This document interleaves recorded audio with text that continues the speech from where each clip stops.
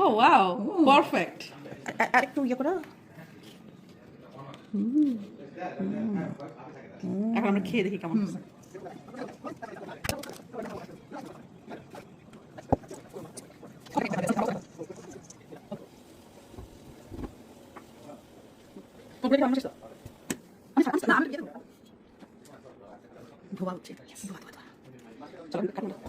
হ্যাঁ মানে ডিম পোজ বা ভাজির মাঝামাঝি সামথিং কিছু একটা।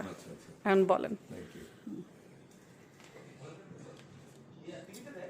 টেস্ট ভালো হয়েছে।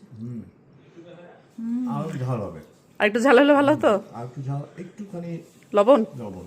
না আরো লবণ ট্রাই করো কেমন লাগে।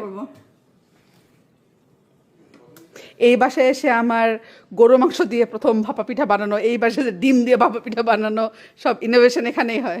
ফেসবুকের কথায় ভাষায় কথা বলি, সেই লেভেলের ভালো, সেই লেভেলের